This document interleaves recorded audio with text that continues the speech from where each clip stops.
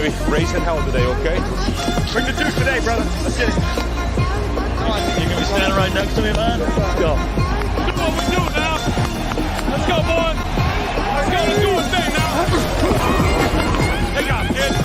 Take off, kid. Run. Far side of the 10. Step on to the 5. Head to the end zone. What a play. What a play. Derrick Henry was on my team, so I'm going to go Texans, I guess. Yeah, he's on Tennessee, though. Oh. You tried. You went for it. I appreciate it. This is Up the Gut, live. 100%. Hello, everybody. Welcome to another episode of Up the Cut, your favorite football show and mine. Why is it my favorite football show? It's not because I'm on it. It's because of my co-host, Bills Mafia Don Patrick Kimmel. What's happening, Matt? What's up, my favorite part of the show? Wow, that makes me feel special, but I'm definitely the second wheel. Like you're leading the way here. You are the controls. But it's good to see you again. Look at that dome. That is gorgeous. Yeah, don't get blinded off my lights. Had to get all slicked up. We got a big show today. Do we? We do. Now, given that there's no complications that happen, we should have our very first NFL guest. Oh, excuse me. Goodness. I got a little verklempt there. Well, yeah, we should have Reid Ferguson of the Buffalo Bills, our Buffalo Bills, should be on the show today. Now, Definitely one of your Buffalo Bills. No, it's our Buffalo Bills. Don't you even try. I mean, we all know I'm Packers fan. That's why that intro is split up the way it is. That's true. Now, he is expecting his first child. So if we don't see or hear from him, there could be a reason. Yep. But hopefully we'll have him on here momentarily. Other than that, there's something else that's really big going down right now. Yeah? What would that be? We have a contributor here today. That's what I'm talking about. Yeah, after weeks of being too busy, we have the juiced up ogre himself. Oh, no. You know what that means? Oh, it's the intro. Intro!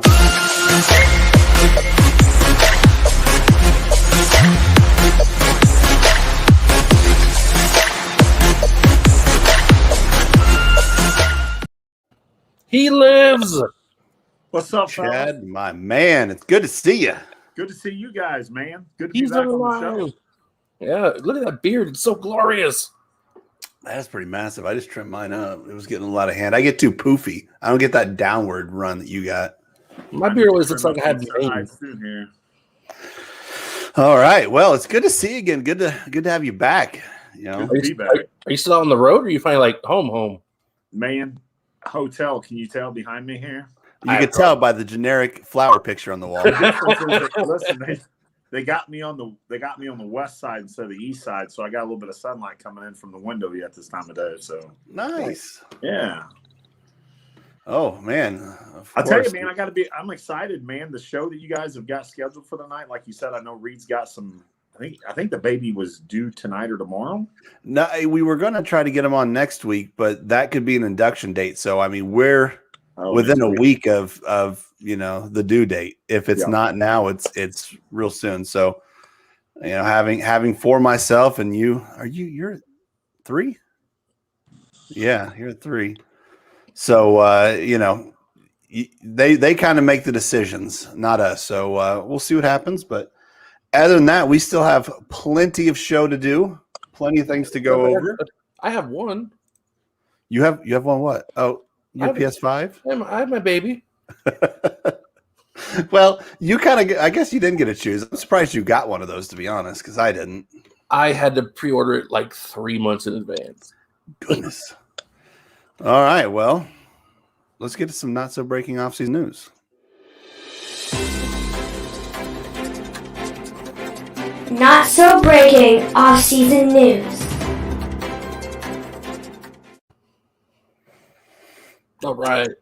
And I think probably the biggest story this week, besides all of that Deshaun Watson mess that we're not going to try to untangle today, is Sam Darnold is now a Carolina Panther. Yeah, I did not see that one coming. I didn't either. I mean, not that I hate Sam Darnold, and I'm not really a fan. I think he's probably better than he's got credit for on the Jets, but I didn't necessarily see him as a huge upgrade over Teddy. So that did kind of. I mean, we still don't know if he's going to take the job from Teddy. I think they're going to compete for it. Yeah, but it's close enough, I guess, that you don't know. Maybe is there going to be a competition? Oh, there has to be. I don't think either one is probably head and shoulders above better than the other.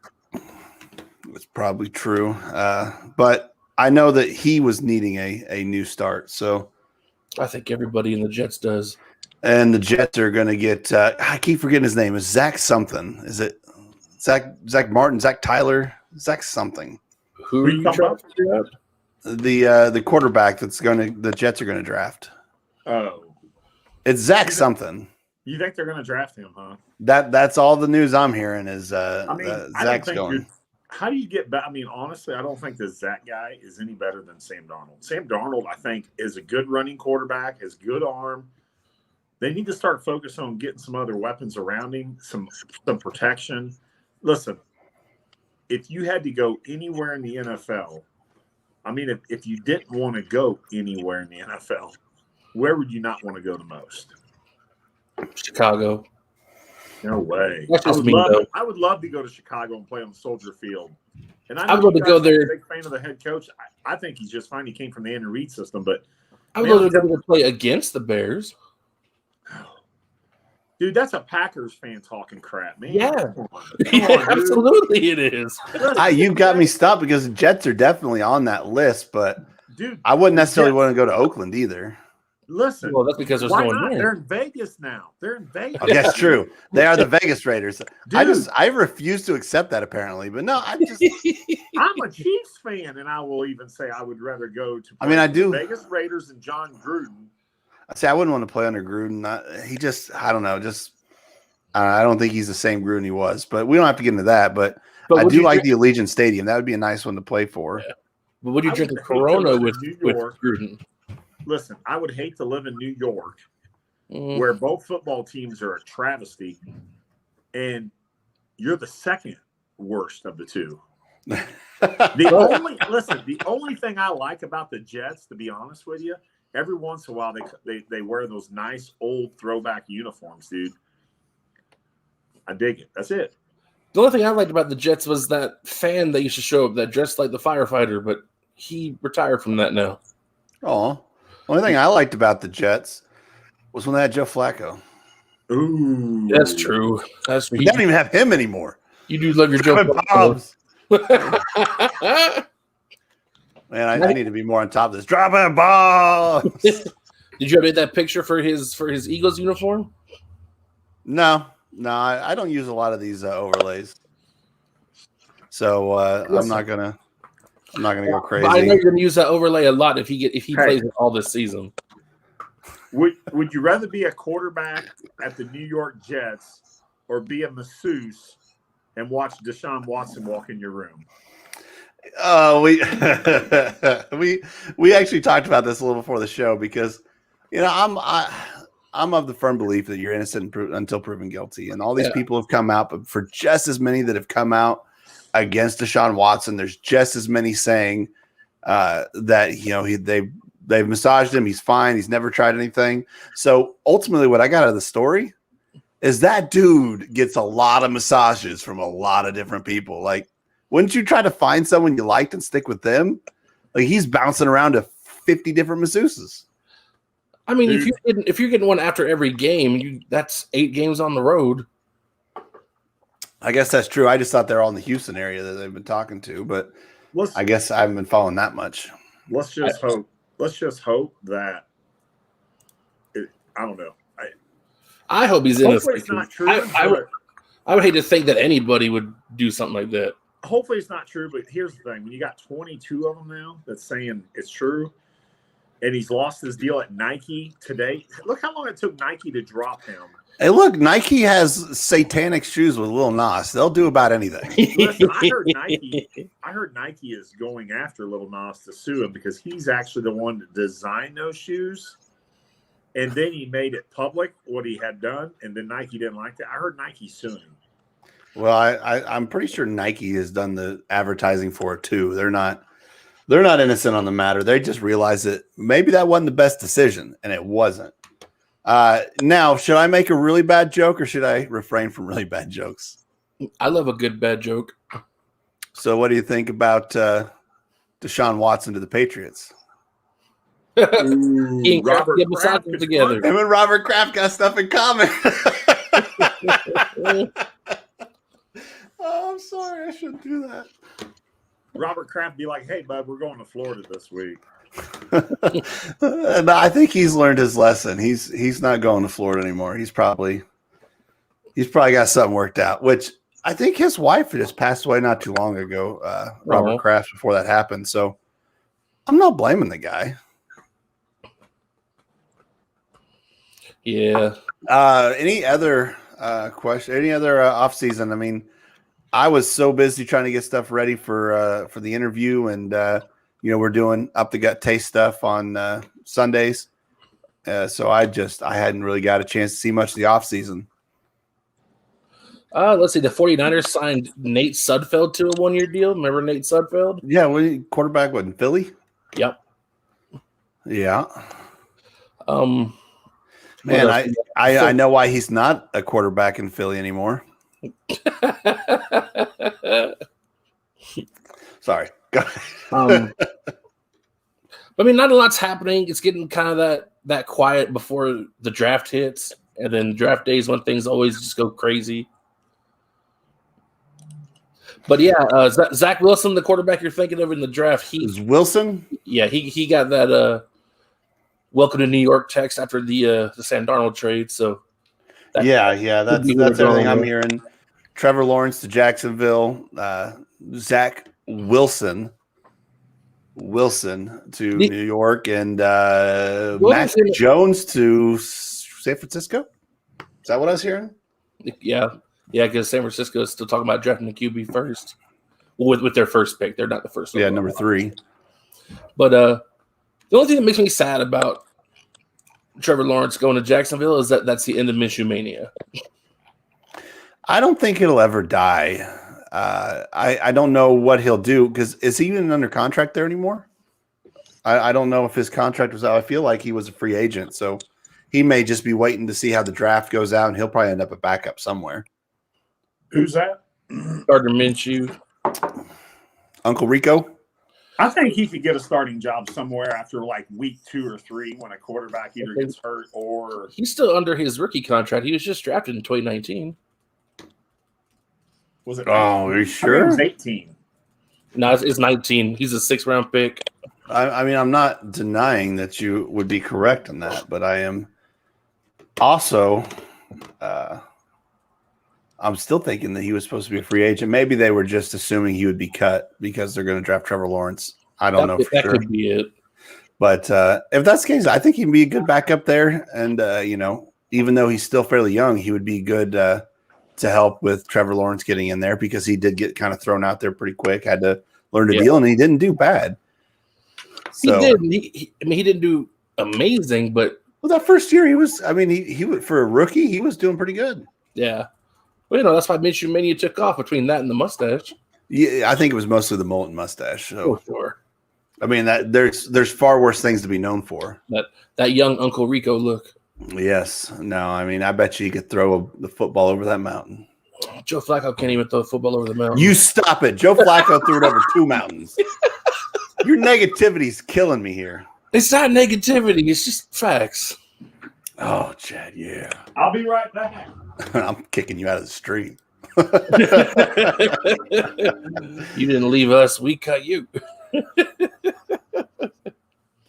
I just don't want people to be able to watch him walk away.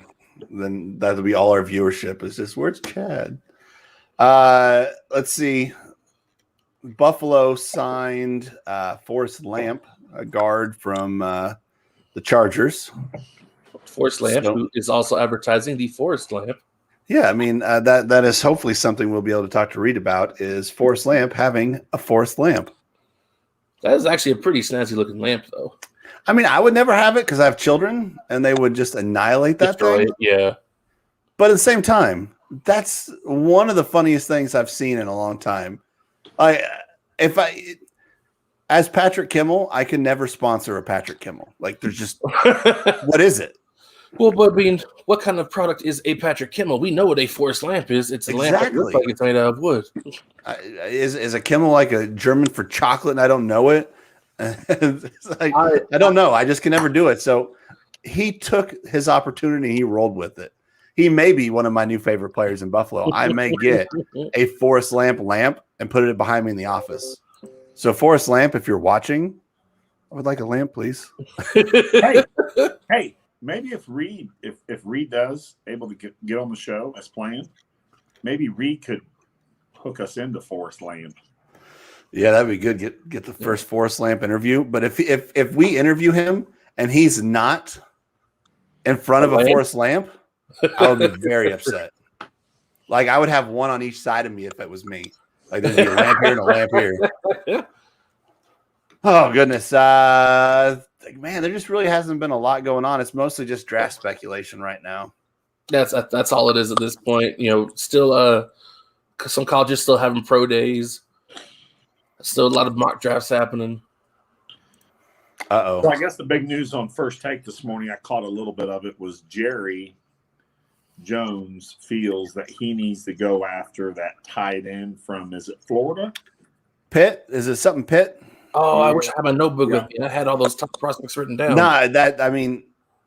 The things I've been hearing about him is one of a kind. He's the real deal. Beast. Like, I think he's a first year kind of guy. First year comes on and actually impacts. Now, I haven't seen him play. Is he like a big Gronkowski type, or is he more of the lean? He was like 270 and ran like a 4.5 or something. He's big. That's he's a big really man. Athletic. Yeah. Really athletic. But God. big. Well, they're talking about him with his athleticism and what he can do as a tight end. Like they talk about Tyreek and his speed. You know, there's fast and then there's Tyreek fast. Right.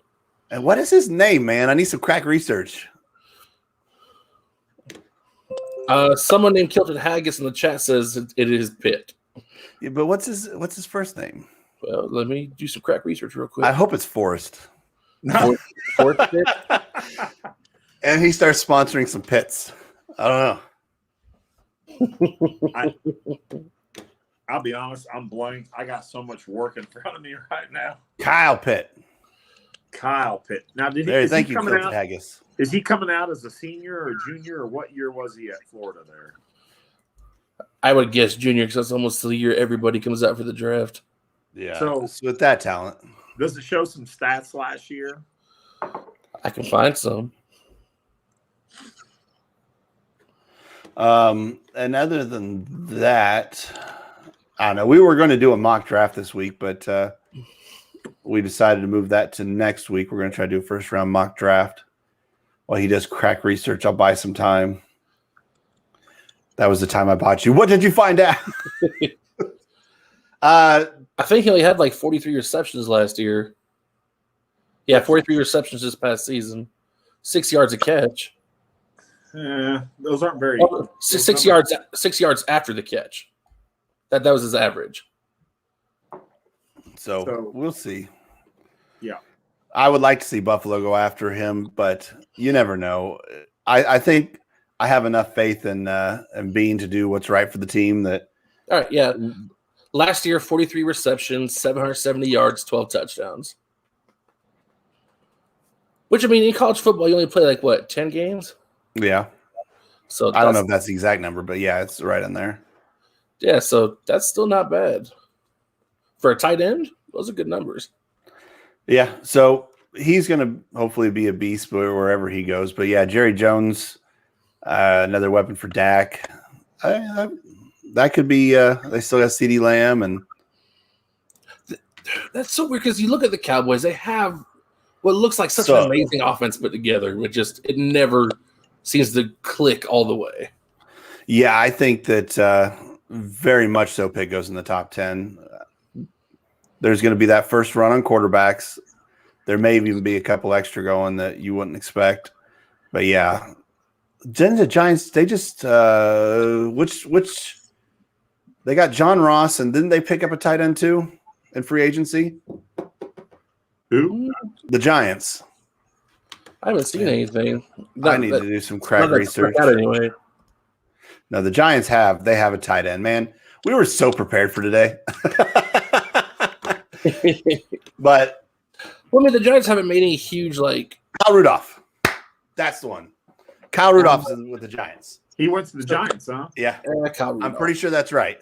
Listen, I know everybody's talking about how Daniel Jones, this is his last year crap or get off the pot. I think Kyle Rudolph's definitely a respectable tight end, man. I mean, Saquon Barkley with a healthy Barkley and Kyle Rudolph there, John Ross, Kenny Golladay, they gave Daniel Jones every chance to be successful. No doubt in my mind. Yep. At this point, it's time for him to show what he's got or become a second, third stringer in the National Football League, man. It's good for him. The only way he becomes the second, third stringers if the Giants actually find someone better to put him on the team. Well, all you'd have to do is go get Fitzmagic. He's already found a home. For this year, he's got to be somewhere else next year. But don't forget hashtag Fitz for the Pro Bowl. We haven't really locked that one down. But if you remember nothing else from the show, we will be voting Fitzmagic into the Pro Bowl. We're going to give him every chance for that Hall of Fame. Yeah, I agree. Yeah, but I'm looking at this most recent mock draft from Mr. Daniel Jeremiah from the NFL Network, and he's got Kyle Pitts going in within the top 5, and then the other top 4 picks are all quarterbacks. Yeah, Justin Fields. He has Justin Fields going 7th to Detroit. Really? So Mac Jones, Zach Wilson, and Trevor Lawrence. Who's the 4th? Trey Lance, the North Dakota State QB. Really? Well, I have heard a little bit of talk about him. Come on, though, man. What? Yeah, here's what he's feeling right now. Jacksonville's going to take Trevor Lawrence. Jets will take Zach Wilson. The Niners will take Mac Jones. The Falcons will take Trey Lance. The Bengals will take Kyle Pitts at tight end. And then the Dolphins will take Jamar Chase, the wide receiver from LSU. And the Lions will get Justin Fields. The Lions are going to take Justin Fields at 7. I mean, if I was the Lions, I would draft whatever quarterback is left. Not unless it's no. Justin Fields is a good quarterback. I'm not sold on Mac Jones. I like him. I think he's a respectable quarterback. He is not your franchise quarterback you pick up in a first-round draft. He's just not. There's too many good wide receivers and defensive backs. I mean, I don't see – honestly, I see Justin Fields as a top 10. I see Mac Jones maybe late first round. Trevor Lawrence is the only quality top 10 quarterback in that draft, in my opinion. Really? You never know what you're going to get out of it. I mean, I don't watch enough college to give you a good opinion here anyway, but set this on – let's watch this in 5 years from now, and I tell you what, there's going to be one quarterback. There might be two out of this draft that will actually be moving along and being successful. And I know one of them, as long as he stays injury-free, Trevor Lawrence will be a good quarterback in this league. Sunshine? He will be. I would never not call him that anyway. I think the first few years here, him having Urban Meyer as his coach, I think is going to help him too. I think Urban Meyer is going to push for every good asset and player and everything he can possibly get. I think Urban Meyer will help him transition to this league just because Urban Meyer is doing the transition with him. Right. I think it's going to help him. But all these other quarterbacks, Mac Jones, Justin Fields, I still wear my Fitzmagic Bills jersey. Yes, he does. I mean, I for all these guys' sake, I hope they're all successful. Me too. It's never fun to be hyped up as a top prospect and come out and just, bomb. But it's bound to happen. Yeah. Ryan Leaf. Well, Ryan Leaf was mostly due to his attitude. Ryan Leaf is mostly due to his attitude. He's just. What about Jamarcus Russell? Well, his was due to him not staying in shape. Well, there's a lot of stuff, and then dude, EJ Manuel. Lazy, they said. He didn't want to learn. He didn't want to learn playbooks. What about Todd Marinovich? That was the '84 draft, wasn't it? Was that that was black something the Chiefs took. I mean, every team, if you look back, has that one draft pick where you're like, no. Some teams have more than others. Browns. Yes. Raiders. I didn't say that. Raiders. Yeah, y'all remember Tony Mandarich? Yeah. He's supposed to be the best offensive lineman in all college football that year he got drafted to Green Bay. The guy that we passed up on Barry Sanders for. Barry Sanders was available in that draft, and we took Tony Mandarich, and he was terrible. Oh. And just think Barry Sanders with the Green Bay uniform on. Barry Sanders with Brett Favre. Wouldn't have looked good, though. It would have looked. You're right. It would have looked great. And he'd have played more than 10 years. I'll tell you that. Dude, here's the thing, man. It was only exciting on football, Thanksgiving football, because Barry Sanders would be playing on a terrible Lions team, and he would rush for 200 yards and almost keep the Lions in every game because he was that bad to the bone. He was. Imagine what he could have done with a good offensive line. He would have been unstoppable. I get it. Oh, that guy. He's the only guy I've seen that about every time he got the handoff, there was 3 linemen in his face. Yeah. It was just unbelievable. By everything I've watched, man, by far most talented running back to ever play the game, man, without a question. Do you still have that mock draft picked up? I do. Where are they having the G Harris going? Najee. I think that's how you say it. Oops, I'm looking Najee Harris. Yeah, I mean, we finally got Josh Allen, so I think he's a top 10. I think he's a top 10 over one of those quarterbacks. Two or three of those quarterbacks should be out of the top 10, and Najee Harris should be in there. He's a gamer, dude. Well, wherever he has Najee Harris going, it's not in the first round. Really? Terrible. No, I think if he fell to Buffalo, we'd probably end up picking him up at 30 or whatever. Matt, we're you need whoever. I don't know who you got pulled up there, but let's. I think so. It's Daniel Jeremiah. Yeah. Let's get off of his and let's go to Kuiper. Check out Mel Kiper's. Mel Kiper. All right. While he's doing that, don't forget to subscribe if you haven't clicked like. If you liked what you see so far, go and click like. If you don't like it, you can click like anyway. Don't forget to subscribe. Watch this.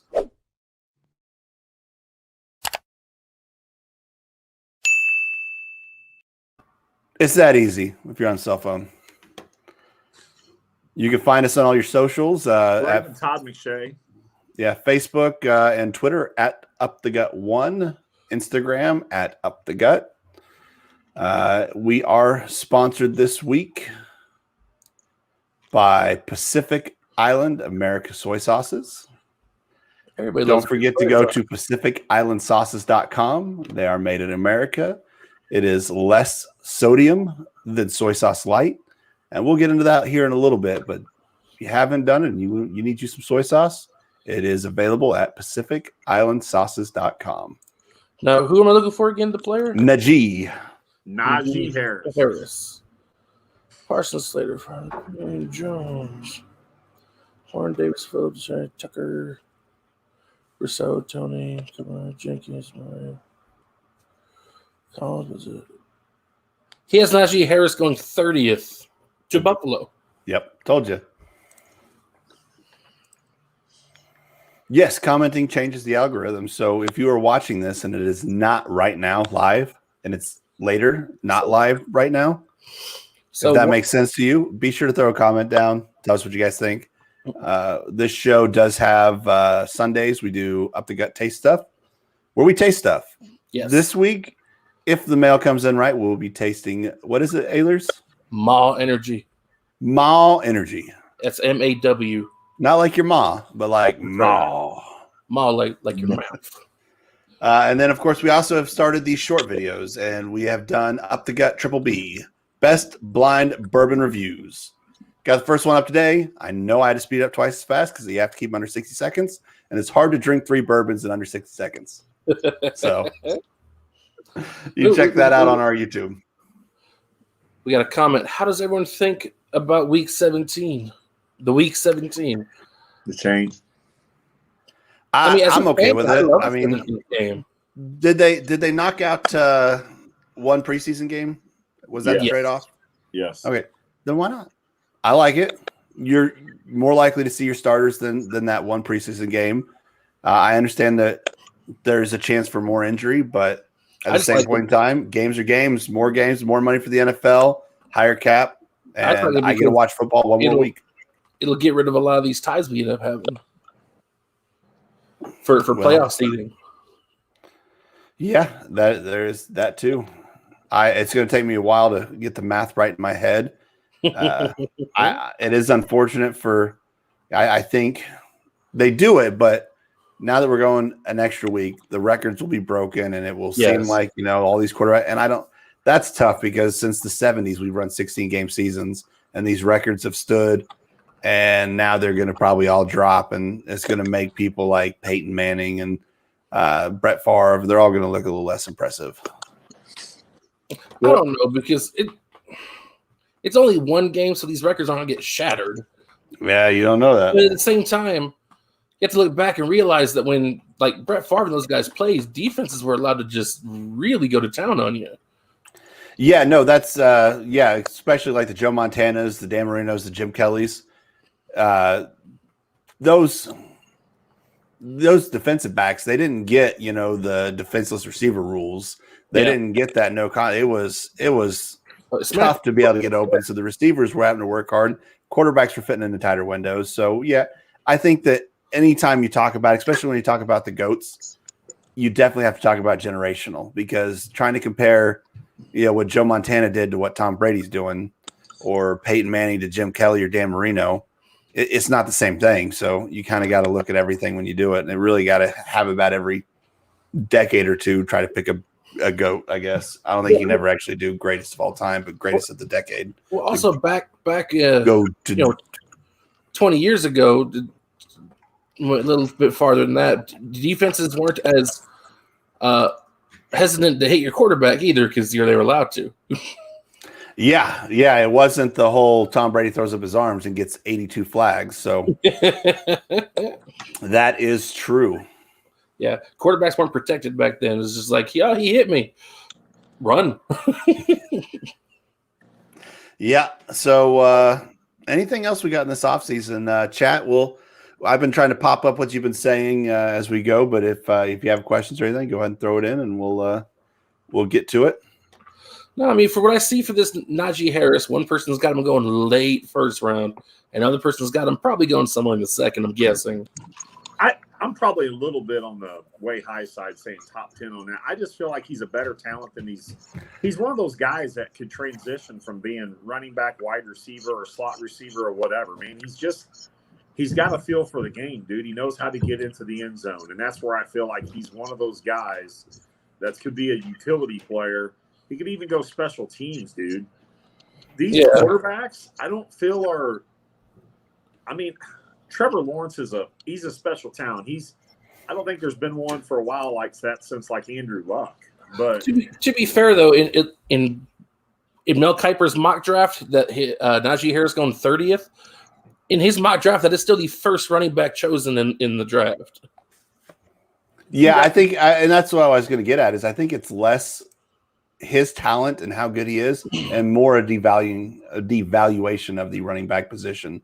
People just think you can pick him up wherever. So, someone like that, and if he falls to 30 to Buffalo and they think that's the best player available and they go with it, good for us, because I do think he is that talented. But again, he is an Alabama running back, and you never know. Because Daniel Jeremiah doesn't have a single running back in the first round. Not one. And these days, dude, it's not a running back type draft, because it's not a running back type league anymore. There's too many guys that get picked up way late in drafts that end up being great running backs. But like I said, he's not just a running back, man. I really feel like he's got a different feel for the game. That's just my opinion. Yeah. I do feel that they're really centering things towards quarterbacks. And I think it would be a whole different story if you could take a guy like Mac Jones or Justin Fields and set them in behind a player for 3 years, 2 years. But all these guys are going to get thrown out there by week 10 because whatever starter's on that's the reason why they're drafting them. The fans are going to start booing and whoever it is isn't playing that good. They're going to boo until they get that rookie in there. And then these rookies just it ruins them, man. Yeah. Bad. I mean, I don't know. Hey, it's not my millions of dollars going in those dudes' pockets. True. But no, you're right, because look at Joe Burrow. He had to get thrown out there week 1 on a terrible Cincinnati team. Did his best, and he got hurt like halfway through the season and had to miss the rest of it. Dude, it's so hard. So hard coming out, transition from college to NFL quarterback. Yeah. It don't make sense to me, man. It does not make sense. I really feel like there needs to be like a wait period. A process, dude. Listen, man.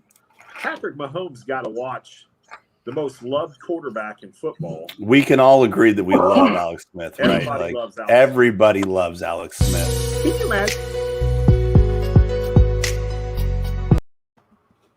Sorry, you queued it up. Can you imagine? You got to ride the bench behind either Fitzmagic or Alex Smith for a year. Yeah. Dude, or Brett Favre. Yeah. Yeah, or Brett Favre for 3 years, yeah. It works, man. It works. I'm not saying 3 years. I get that situation, though. You can't force the legend to go, Yeah. But, dude, a year and a half, 2 years, perfect for a guy. It's perfect, man. Yeah, no. If either anyone's right, I mean, we all know Trevor Lawrence is going to be out there week 1. I don't see him losing that battle in training camp. No, not if he's as good as everybody says he is. And if Zach Wilson does get picked up by the Jets number 2, he's going to be out there week 1. Yeah. The Niners, I don't know if they'll immediately start Mac Jones over Garoppolo if they still have Garoppolo by then. I think Garoppolo is going to become trade bait. Yeah, Trey Lance. Actually, I think they already put it out there, unless that was an April Fool's. I hate April Fools. You know it's what? so hard to keep track of what's real. No, the April Fool's was that George Kittle in a Jaguars jersey. Yeah, no, I got that one. I knew that wasn't real, and I also knew that Reid Ferguson wasn't getting traded for his brother. But I can't remember when I read it, but I read that they're asking for a first. First round pick for Jimmy G, and I don't know. So he's already out there. Like they're already. I mean, it sounds like that's what he's doing. Jimmy G, in my book, I would rather take Jimmy G than Zach Wilson or Justin Fields. Yeah, you know how it is. They just, I agree. I'd rather have Alex Smith than a lot of these people. But like Kilton Haggett said, he's going to end up a backup and a mentor to somebody. But you couldn't get a much better backup. Yeah, and a great mentor. It's already been proven. He's a very selfless guy. That's why we all love him. I'd love for Alex Smith to go back to the Chiefs to be the backup to Mahomes. That'd be good. Cool.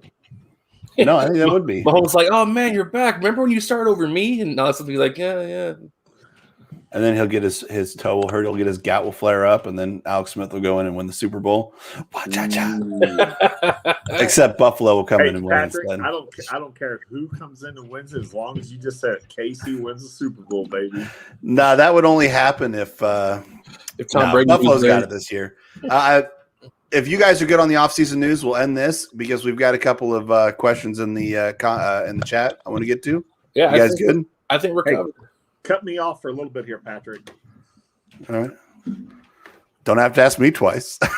That's your not so breaking offseason news. Not so breaking off-season news.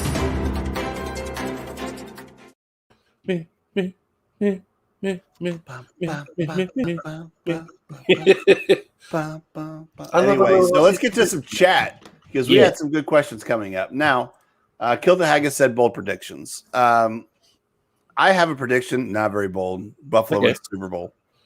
Very doable. That's going to be mine. Yeah, it's really not that bold considering how close you got last season. Yeah. But most of our bold predictions, as far as like division winners or not so expected teams in the playoffs, I really want to wait till after the draft, so we kind of got an idea how everybody's laying out, and then we'll do a show about that. We have no problem making bold predictions here. We make stupid predictions, like yeah. My bold prediction is that Tampa Bay will repeat as NFC champions. Yeah, I don't like that one. I don't like it, but that's my bold prediction. Now, the Bills were really close to the Super Bowl last year. What position do you think they need to get to go to the Super Bowl next year? I think not long snapper. They're covered. They are covered on long snapper. And I hope that we are covered on long snapper here, but again, we'll see. We'll see. People have busy lives, and babies and pregnant wives that may need ice cream. I don't know, but we'll find out. Do you think it's offensive line? I think that would be the go-to. But the thing about our offensive line is we did get better as the year went on. I think that they really started gelling because at the beginning of the year, I think there was one holdover from the year prior. Now we have all of them back, I think. So, and then we're adding some other people to fit in there. So I think offensive line, although it could use some, I think running back would be our biggest need, and tight end. Those two, I think, is where we're worst at. But I think our team is good enough that regardless of what's available, we will be able to work with that, because is Dawson Knox, Kyle Pitts or whatever it was? No. Yeah. But we can make do with that. And we also picked up the one out of Seattle, Hofstetter or something. Yeah. And then running game, Singletary, I think I said it last week. He shows some hints. I think he just really couldn't get a rhythm. So is he good enough? Yeah, probably. So no matter what, we will hopefully pick the best available at our number. I don't think we have to go and try to reach for someone, trade up for somebody. But if someone falls to us, it doesn't matter who it is, be it a good tight end, a good running back, good offensive lineman, good defensive lineman, I think we're pretty set. I think we're even getting like Star Latulele back. And so ultimately, I think tight end would be my first go-to. Running would be the second. Yeah. And then who has the best offensive line currently in the NFL? It was the Green Bay Packers. Yeah. But they lost a couple people, so I don't know for sure. Losing Corey Linsley was the big one. Yeah. So it might still be them, but we'll just probably have to see how the draft goes. So I would say Dallas was up there, but I think they've lost a couple of people in there. Green Bay was in there. Tampa's really picked up that second half of the season because people were not able to hit Tom Brady during that last half in the playoffs like they were when the year started. I don't know if it's because they changed the offense and ran more quick routes to get the ball out faster, or if he just really got into the offensive line and told them they need to pick it up. But it was a very different team that back half. Rank the hold on. Go Seahawks. Yes, Mom. Go Seahawks. I told my mom. Seahawks. Hey, I told my mom about the show. You did. And that's good that you live by our creed, but exactly. Rank your prediction for the AFC East. I know it's still early and draft changes everything, but humor me. Buffalo first, Miami second, Jets third, Patriots fourth. Those last two could be interchangeable. I have no faith in Cam Newton. I know they picked up everybody, but just from histories of watching football, when you win the offseason, when you buy everybody, it usually doesn't mesh right. So that's why I put them fourth and the Jets third. But honestly, it could interchange. It really depends on how that rookie quarterback is. So in Bill, I trust. I still think the Bills will win the division, but I think the Patriots will be 2 and take a wild card spot. And then the Dolphins and the Jets. You're never allowed to hit Brady. Now, I was going to say about the offensive line, not even being able to hit Brady, but whenever you're three-step drop, dump off to a running back, who has time to hit you? I say that a little bit in jest because actually Tom Brady had some pretty good down the field numbers. He did. And Chad, I'm watching you in the backstage, so whenever you're ready, just give me a thumbs up. All right. Any other questions? Feel free to hit them in there. I think we're good. Oh, he need that taste. He just had to get a little walk around, shake it off. Shake it off. What is this hat he threw on? Hey, I hope Reid does get a chance to come on to the show because I really had some good questions for that. We actually just got a message from him. Oh, did we?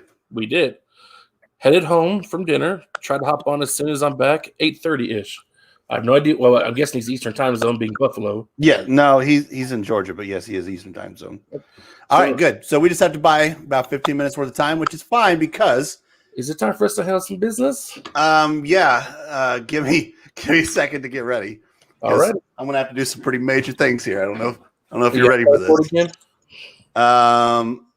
Ehlers, where do we handle business? Handle business at the Bills Pub. At the Bills Pub?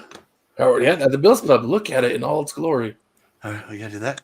All right, so let's handle some business in the Bills Pub. Yes, sir. Look at it, Ogre. Isn't that glory? And now a word from our sponsors.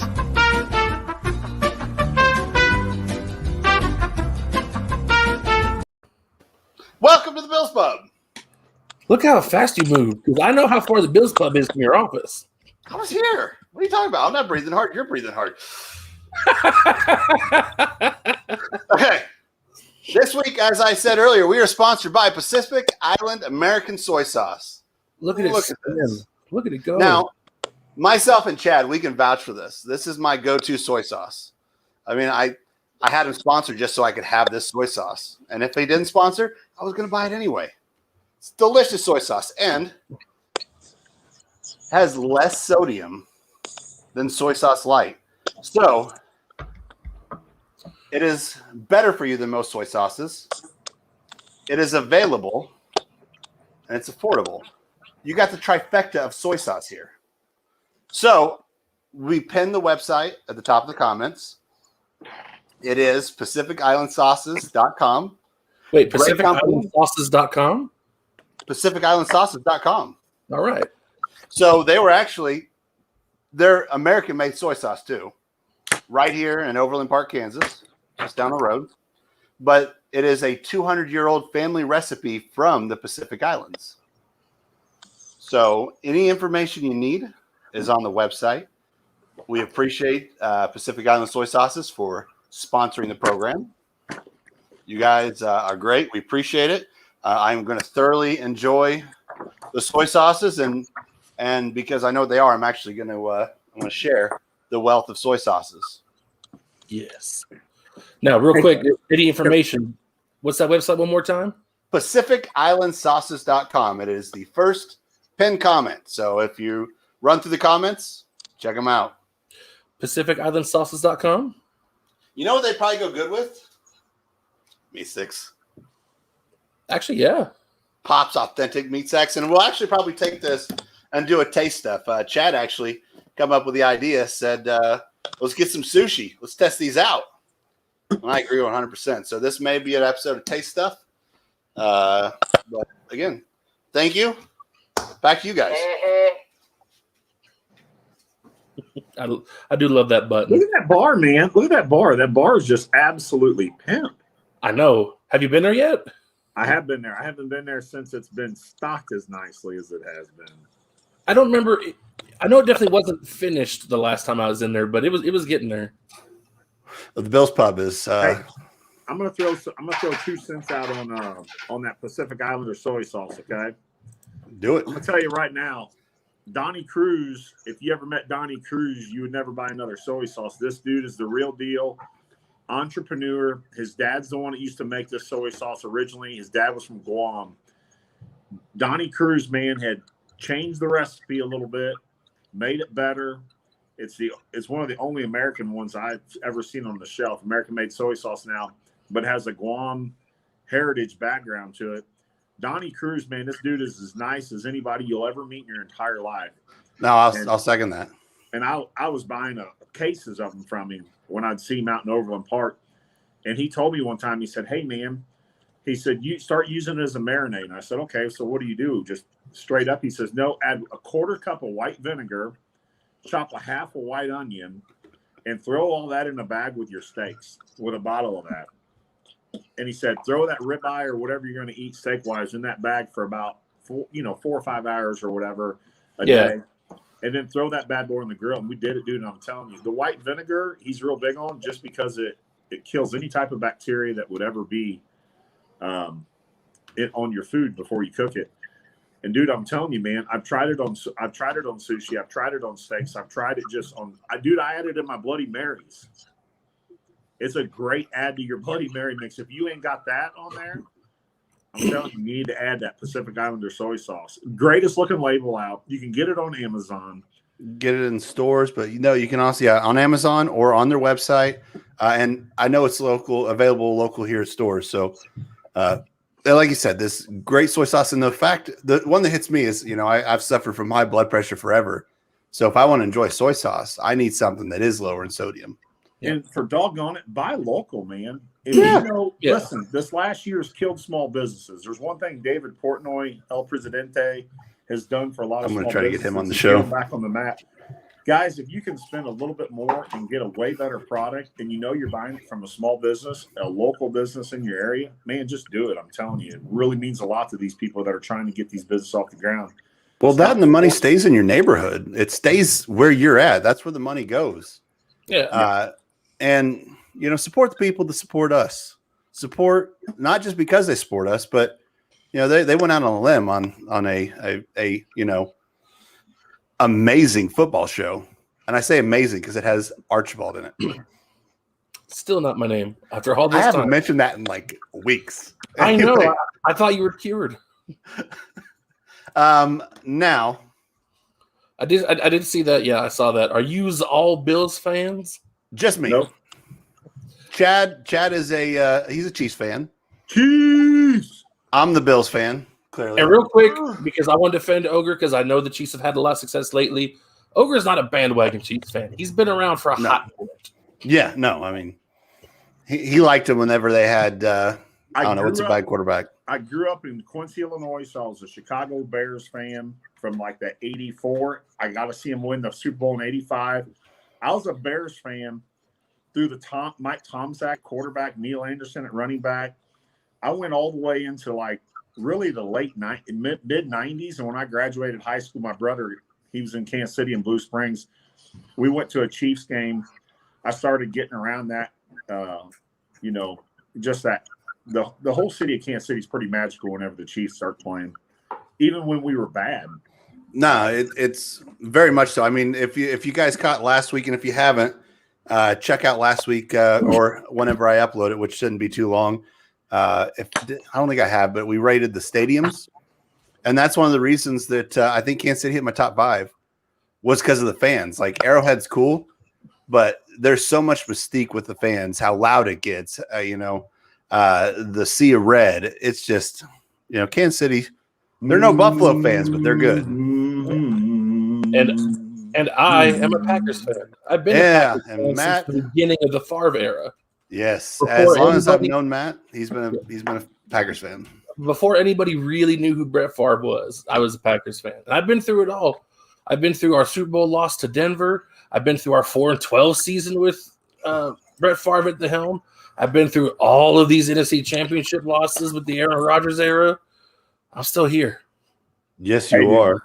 But because Kilted Haggis said can't make out the hats, this is a Spider-Man hat. Yeah, I'm trying something new where I'll switch stuff around, and my hat is just a blinding bald dome. Oh, genetically, not choice.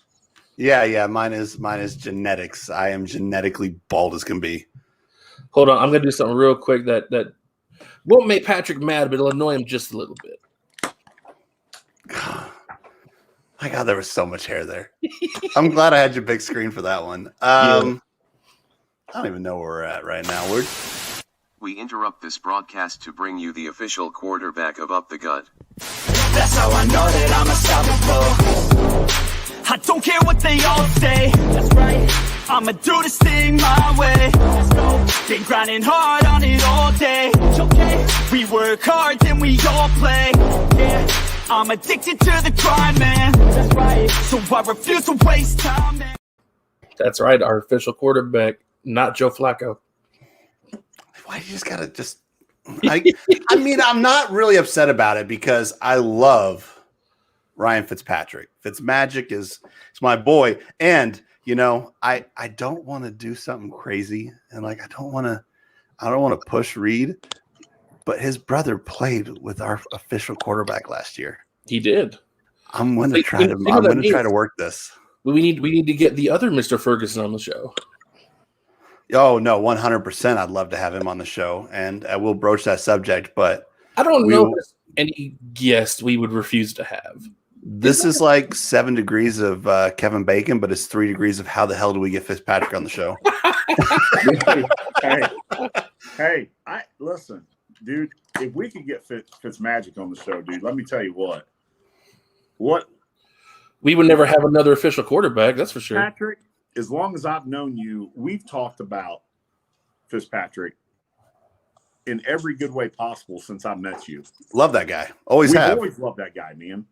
And for him to now, I hate seeing him move from place to place to place to place to place. But that's part of his mystique now. Like, I love it. I did it first, but now I'm hoping he just has a new team every year between now and retirement. Yeah, no, I agree. And I mean, that really could be. But remember, hashtag Fitzpatrick Pro Bowl. That's right. Fitz Pro Bowl. That's our hashtag. I dig it. All right, Fitz Pro Bowl. Hashtag Fitz Pro Bowl. Make it happen, Twitter. Real quick, why do we need Fitzpatrick in the Pro Bowl? Because to make it to the Hall of Fame, you have to make at least one Pro Bowl. So this will happen this year. If this doesn't happen, I will be ashamed. And everybody. That'd be like saying that everybody doesn't love Alex Smith. Trying to say that, wait, I need to be bigger. It's like saying that Fitzpatrick doesn't deserve to be in the Hall of Fame. Just the amount of teams that he's helped out alone makes it to where he deserves that. Sorry. Okay. Now, from Scotland, pick the team based on jersey color. Pick the Jets. I'm sorry. Here's the Packers. What does it say? So you're just looking for green. Yeah, you backed the wrong green horse on that one. It's all right, though, because even then, you still stuck with him, and that's what counts. Yeah. I respect fandom, regardless. We applaud the loyalty. Yeah, loyalty is a big thing here. I've got a Jets jersey. Of who? Tim Tebow. Tebow. Yeah, I'm like, I know the answer to this. Dude, I love Tebow too. Listen, I couldn't buy Tebow when he was with the Broncos. I couldn't do it. I still think that if you really wanted a good-looking uniform and you're not looking at a specific color, the Chargers Mets jersey. The Chargers powder blue is one of the best. Yeah, the Detroit Lions on Thanksgiving Day every year. That silver and blue is awesome. I've got to know, Kilted Haggis, what's your favorite scotch? If you drink scotch. I personally, if you didn't notice from the Bills bar, I'm a bourbon guy, but there is a monkey shoulder over there, which is recommended scotch. by me. Yeah, and I'm trying. If you're going to try to learn scotch or like scotch, that's the way to go. So I'm starting with the monkey shoulder, but I'll get into it. So if you have one, I'll be curious. It's a good everyday drinker for sure. The thing about scotch is it comes from 4 different territories, and so when you got that, that's where you kind of get a feel for which ones are really heavily peaty and which ones aren't. It's really pretty amazing. What I've learned about bourbon in the last 5 years. Chad's been along the entire way for my bourbon journey. But then I've learned some about scotch too. And like, I just remember back in the day when I thought like Johnny Walker Blue Label was like where it was at. Like, that's just the mainstream look. There's so much other stuff in there. And speaking of booze, Chris Horn says Seahawks. I assume he means the like neon jerseys are the best. They're good, but they're no powder blue. But speaking of booze, Chris Horn and those Taste Bud guys, great friends of the show. They have great stuff, and I think they're finally going to have my Remus up in the next month. So I look forward to seeing that one. Check them out.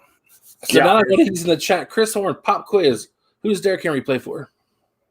He knows. It's Lyle that doesn't, which apparently I've been spelling his name wrong forever. You been spelling Lyle?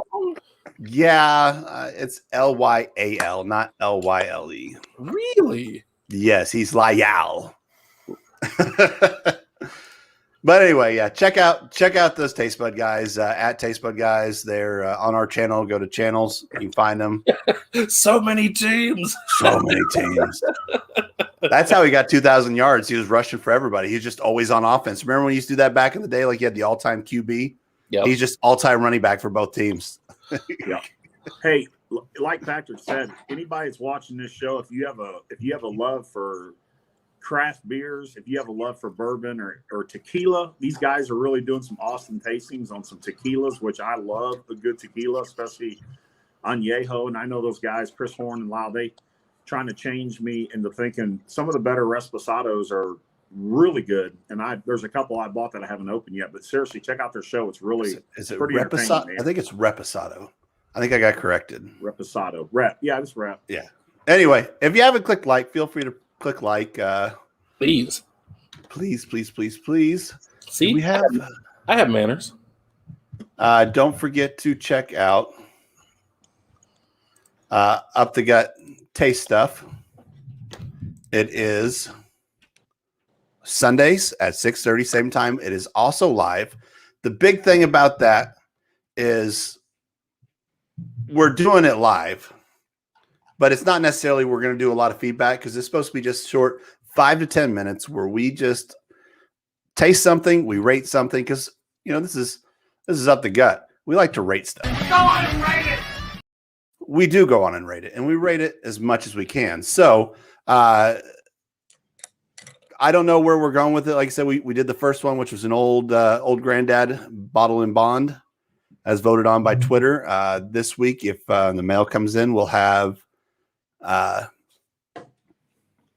Ma Energy. It's a powder you mix. And then I got some CBD stuff in from a local CBD. So I'm going to look into that. And those, I think I'm going to have to try beforehand because I don't think that what they're supposed to do happens immediately. But I'm not really into CBD. So watch for that one. But we just appreciate you guys watching. Tell your mom about us. And your dad. Well, let's not get crazy. We're still waiting on Reid, which isn't a big deal. We're right about where he said he'd show up, so he'll probably pop in anytime. Hey, by the way, I've got another guy that we might be able to get as a sponsorship, a local Kansas City guy. And if I'll kind of lay it out there, I won't tell too much about it, but it's the only pickled hot sauce on the market that I know of. And you had me at hot sauce. A good friend of mine, his buddy invented it, and this guy married one of my best friends. So I can't even think of the name of it right now, but it's I'll get a bottle of it and show it on one of these shows. Most sponsorships, if they want to sponsor, we're still in the early stages, so we're not asking that you have to send us money or anything to sponsor the program. We'll throw you out there. Chris Thorne had me pickled. We'll put it out there. We'll do the Bill's Pub business, and then especially if it's a pickled hot sauce, it'll go on Taste Stuff too. So get double hit, and then we'll usually cut these segments out, the sponsorship, and we'll put up a video separately, so you guys can you watch that and see it. So don't forget PacificIslandsauces.com. PacificIslandsauces.com. Now, for the first week, I don't have a flip and flip that guy. Not a one. I mean, I'm usually pretty angry with everything, but usually I'm not. Something. So does anybody have a flip and flip that guy? Wait, Matt, what is this segment? It's flipping. This is the most negative segment on the show. That's what I wanted. I like that you're here. Flipping. Dadgummit.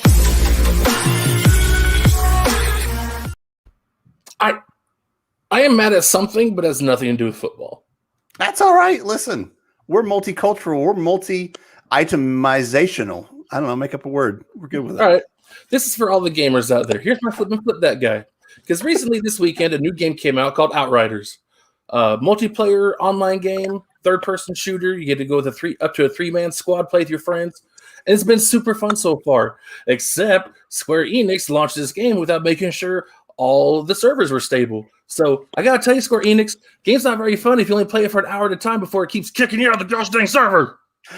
Oh, Square Enix, you know what? Flipping, dadgummit. Honestly, just fix the servers and this game would be golden. It's so fun when it works. All right. Well, are you guys ready for the main event? I mean, WrestleMania is not till this weekend, but yeah. All right. Well, we are happy to welcome the pen that holds the team together. Happy seems like too short word. We are ecstatic for this. We really are. I mean, probably me more than anybody else, but he is the pen that holds the team together, the king of the hype men, the pride of Buford, Georgia, LSU alumni, and the long snapper for our Buffalo Bills. Let's welcome in Reid Ferguson. Yeah! Welcome to the show. Our first ever. What's up, guys? What's happening? Oh, we're just enjoying our night. What's up, Reid? I'm doing great. So, look at you, thanks for having me on. Both shiny on top. Very Always. much so. Every other night, baby. Yeah, one of these things is not like the others. That's right.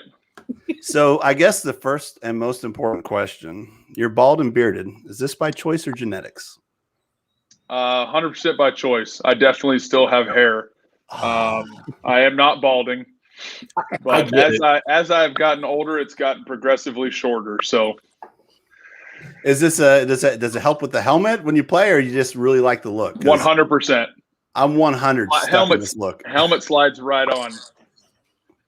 Well, that's awesome. Now, what we're doing here on Up the Gut, we want to thank you for coming on.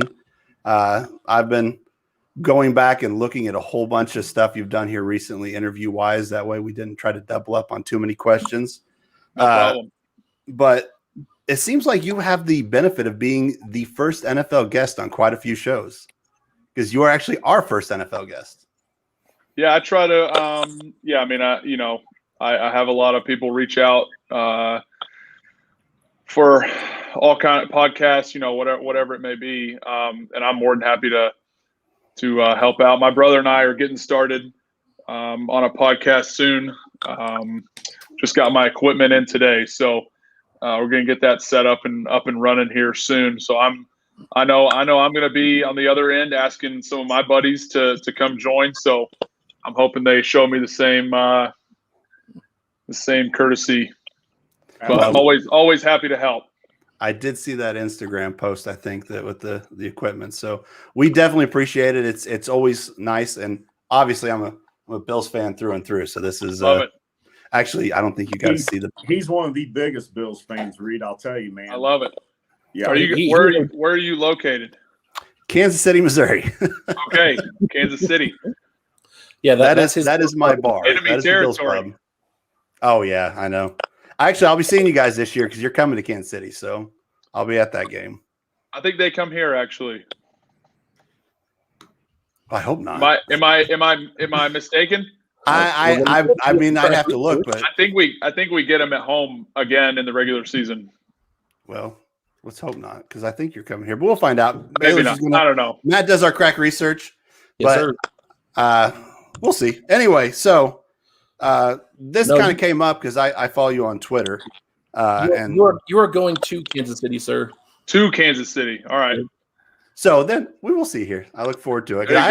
I haven't been to Buffalo yet. I do plan on at some point. I mean, the game obviously didn't go as planned, but I like traveling to KC. That was my second time. Great barbecue.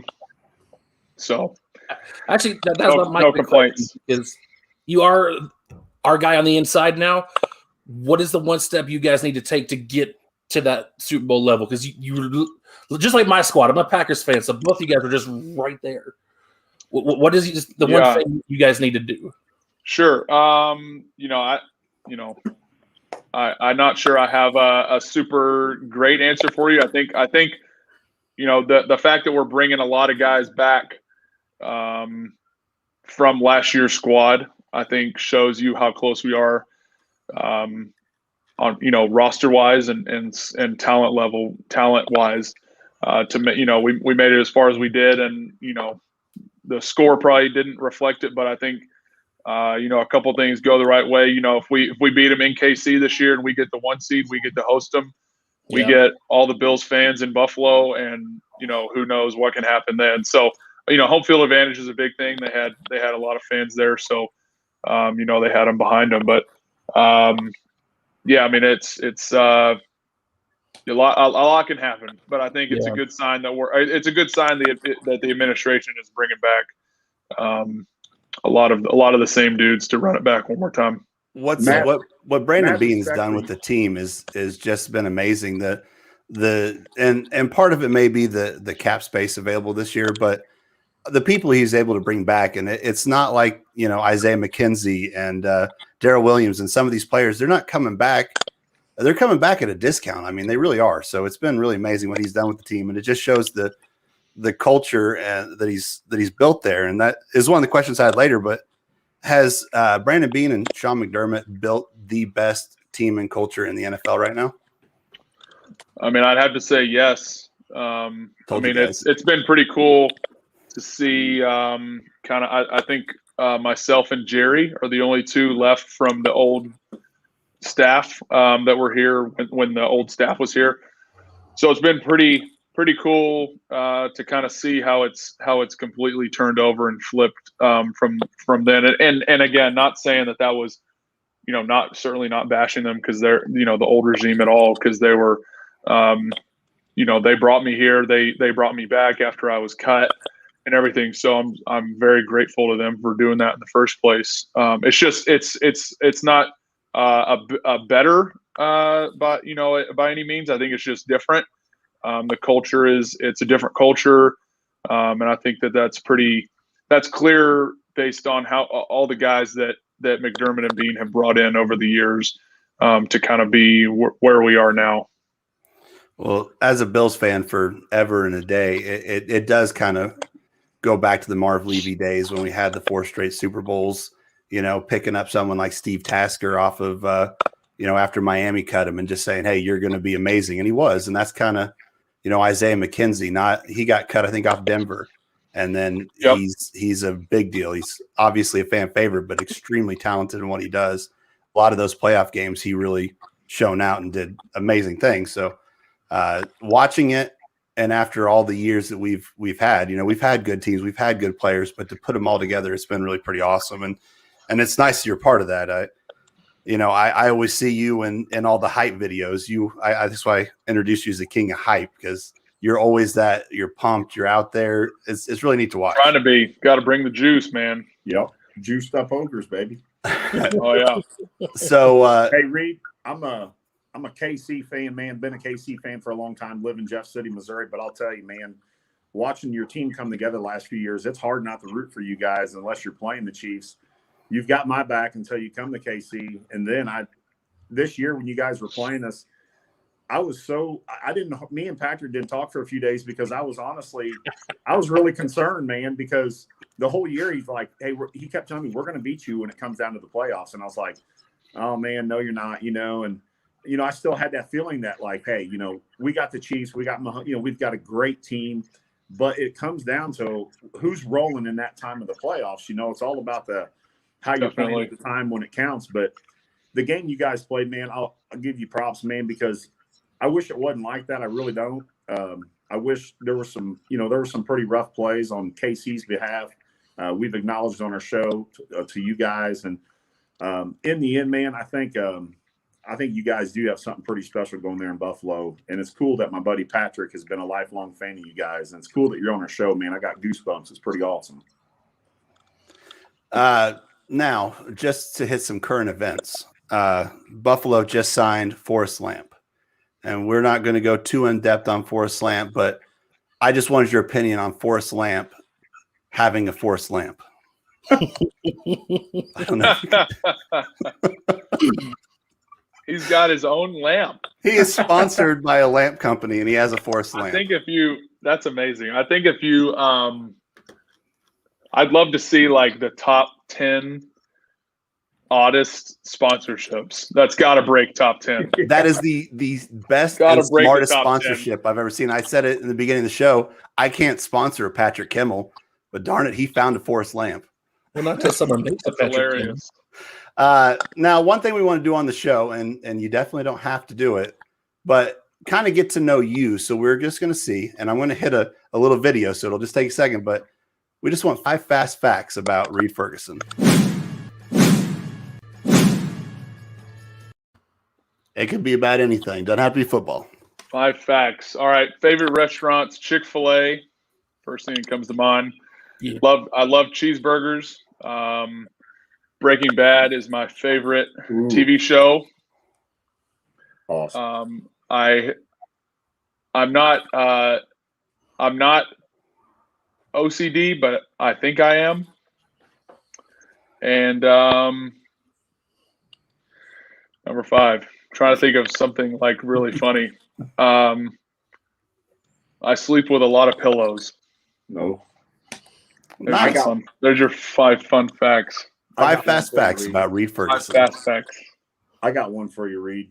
When you play cornhole with all your buddies, do you? I win. Huh? I win. You do it from the long snapper position, or do you stand up normal? I stand up normal, but you're gonna make me try snapping them now. I'm surprised I've never been asked to do that before. Yeah, that's hilarious. You really have to separate those cornhole boards for that to work. You're going to launch that beanbag. All right. Now, again, the reason this come through is, I'll randomly reach out to people on Twitter about the show. We're not the biggest, YouTube show about football, but I reached out to you, and it was on a semi-political post. The whole Georgia voter law is going on, and we try to keep most of politics out of this, kind of focusing on football. But I felt like I should have at least one semi-political question, and I don't know. We just like 5 fast things. So could you give me 5 things you need an ID for? I think. Well, buying alcohol. I think you need it. I don't smoke, but I think you need it to buy cigarettes.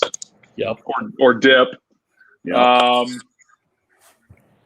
You need an ID to open a bank account. Yeah. Board a plane, go through TSA, I guess. Yeah. Yes, sir. What else do you need an ID for? You need an ID to buy a car. Yep. Or just drive. That's fine. And drive. Actually, in Georgia, you also need it to get your COVID vaccine. There you go. Which I'm the only person in my family that hasn't gotten one yet. So I'm the odd one out. Oh, you fit in here. I don't think any of us have. So I seen a meme today. It's definitely a choice. I seen a meme today. It had a police officer pulling someone over in their car, and he says, "Can I see your driver's license?" And the person was looking up. They said, "I'm sorry, I don't have a driver's license. I'm on my way to vote." Ay. I know, right? All right. So is the long snapper, punter, place kicker relationship the best relationship in football? Hands down. Really? I figured so. Hands down. I think it. Yeah. I think. One, just because it's such a close knit group. You're spending basically every waking moment during the season with each other. But then on the other side, I think, I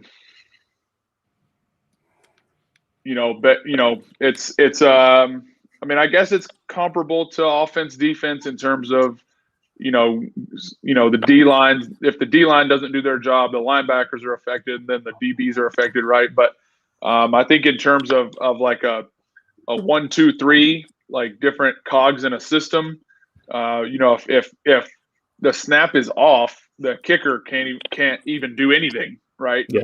So I think it's just each one of us knowing our part and knowing how important we are, to the operation for punting, kicking, and whatnot. But that definitely feeds into it too.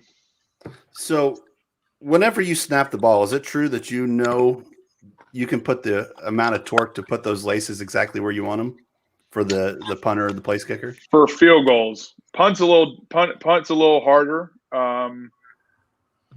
just because it's 15 yards away. Sometimes it's easier to aim it when you're doing a field goal at 8 yards, but for punts it's a little more difficult because sometimes the ball doesn't spin. You're putting a lot more power behind it for a punt snap, so it's a little more difficult to gauge the speed and the laces, at that 80 to 90% threshold than it is, when you're throwing it back there 50 to 60% for a PAT. Since it's a shorter distance. So Chad and I kind of have a two-parter. three quick ones. But if you have you ever seen how to snap a ball? Like, what's your farthest you could long snap a ball back to someone, you think? And be fairly accurate. The number and be accurate, or just furthest at all? What do you think the furthest you could long snap one from that position? I want to say the furthest would be like 40 yards, maybe. Wow. All right. So that seems far in my mind, but I think I haven't done it in a long time. But I think in college I may have done 40 yards. I don't know. That's the first number that comes to my mind. But accurately, I'd say 20 to 25. Okay, so if you had an awesome tight end making a slant across the field like Travis Kelce, and you're in the long snap position at 25 yards, could you hit him in I could get it to him. You could? Oh, yeah. And then wouldn't you say your completion percentage would be higher than Lamar Jackson's at 25 yards?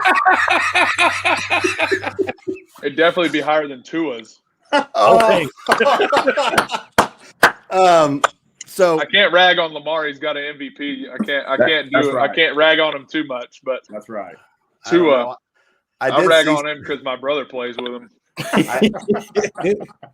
So when you say 40, you know, the Guinness World Record for longest snap is 41.5 yards. Can you beat that? Ooh. I'm sure I could if I worked at it. See, that number makes me think that I'm probably closer to like 35. Well, whenever you do it, just let us know. Who did it? Yeah, it was I didn't write it down, but I think it was like the Mitchell brothers or something up in northern PA. Gotcha. It wasn't a name I recognized. So the other part we had is, you know, you're snapping the ball on the point afters or the field goals, and you're having to figure out the torque to put on it, to put the laces where you need to. You know, the amount of talent that goes into that is impressive alone but then right on top of that, as soon as you snap that ball, then you got to block somebody right on the other side. You don't have much time in between. So whenever you're sitting there, is there one specific D lineman that you just hate going up against? He's like, no, I'm good against all of them. Good question. I'm friends with him, so I can say it. Terrell Basham, he played for the Jets. He was number 93. He just signed in Dallas though, so I don't have to go against him. Yeah. That's my guy though. We work out a lot in Atlanta together, so we're always super competitive. Follow that up with a quick one. In your mind, whether it was high school, college, or the NFL, can you remember a specific time or a moment in a game against a certain team or at what level that you felt you were at your absolute most nervous to snap a ball?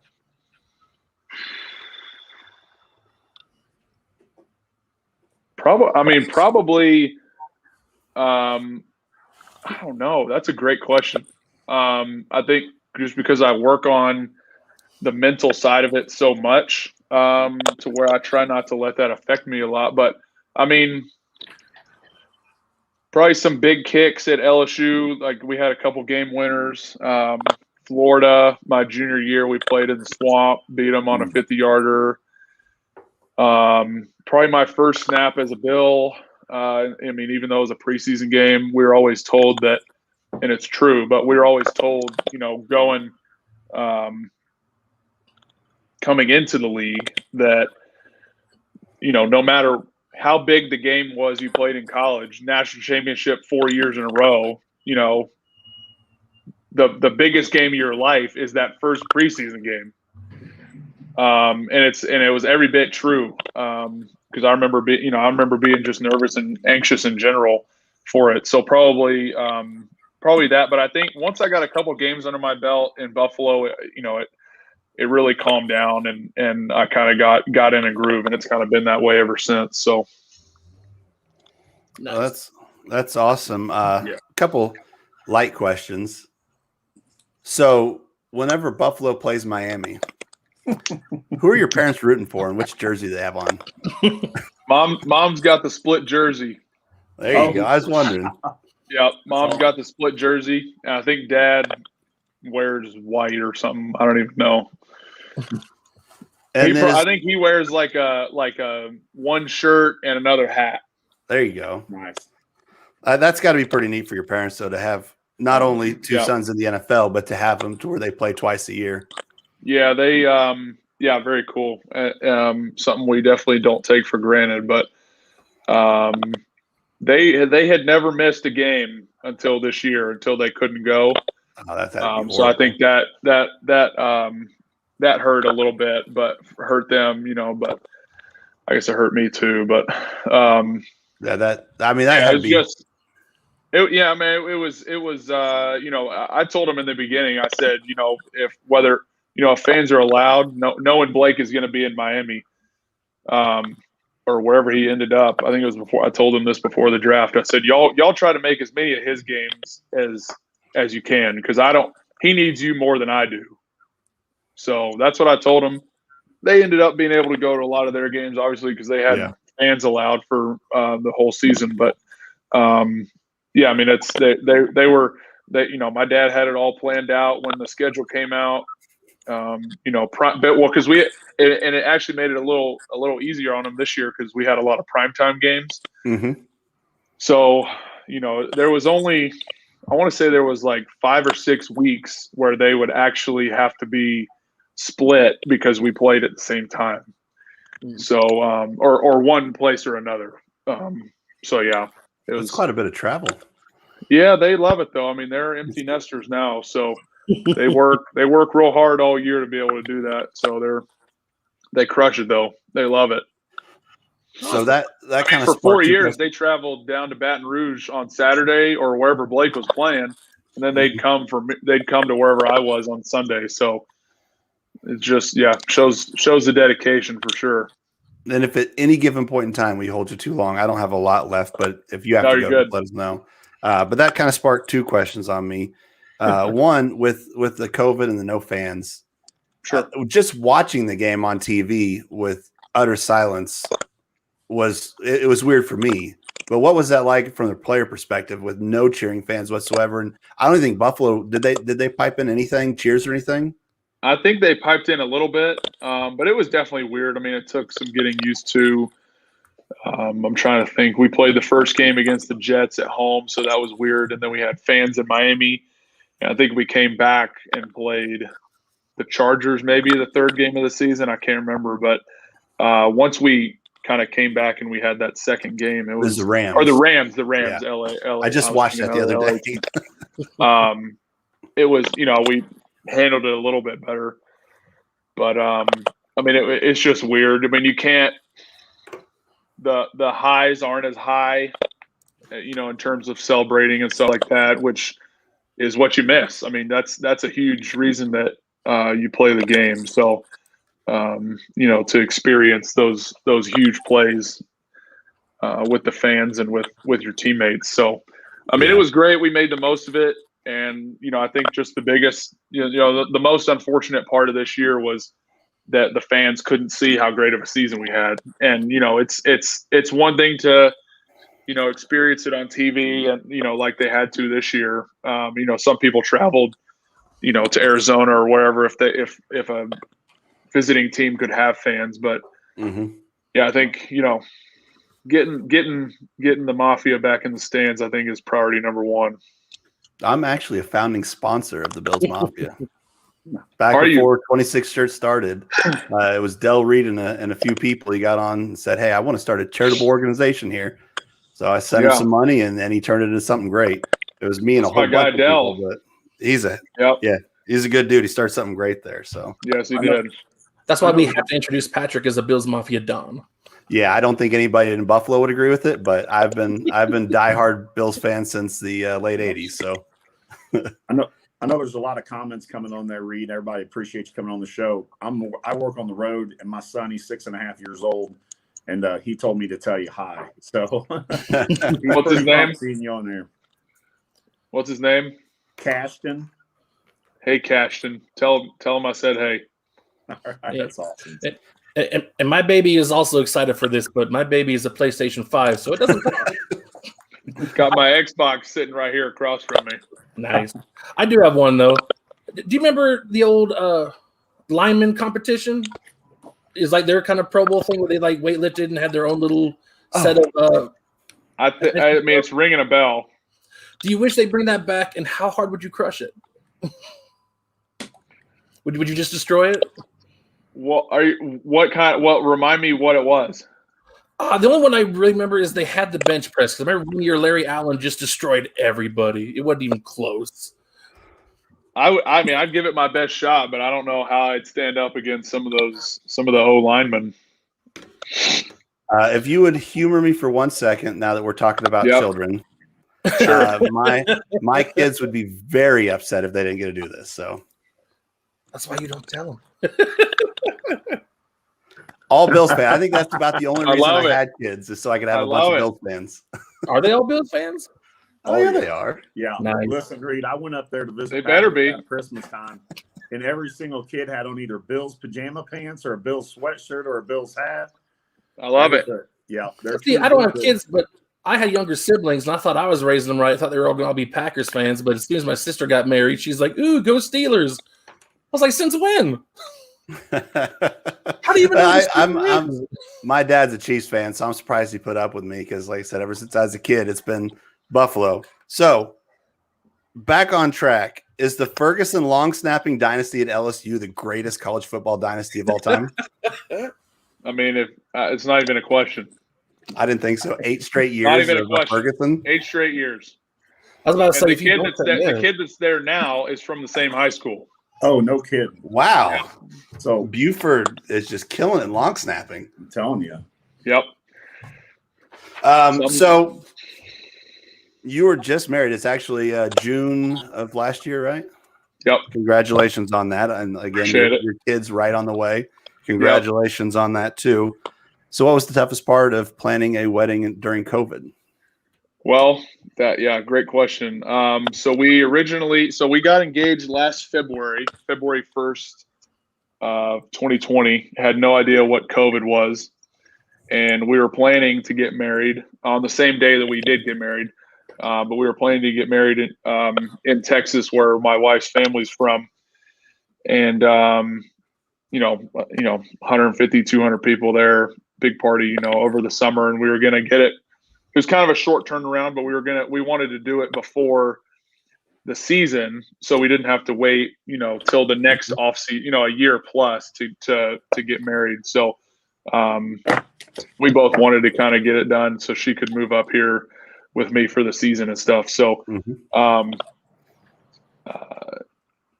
we had basically everything planned out, or not everything, but the majority of it.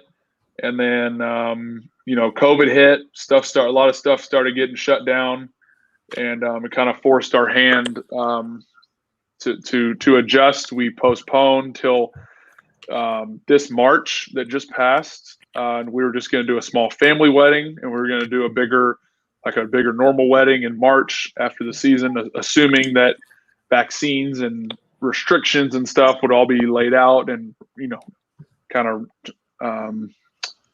relaxed. The restrictions would be relaxed and such. So, January rolls around. We're thinking, March, or first week. I think it was like first week of March 5th or something. We were going to get married. Everything was a go. And, a couple people raised some suspicion, just, a couple family members that, still weren't too comfortable with traveling and stuff from out of state and whatnot. So we just made a decision to postpone it again, really indefinitely. And at this point, we're having our child within the next week or so, coming up. So, I don't really know if if in terms of an actual wedding would be the right thing, but we would definitely want to have some kind of reception with all of our family that would still like to come and celebrate with us. That's kind of what we're hoping for in the future, but we're not really sure when that'll be. But yeah, it was difficult. Yeah.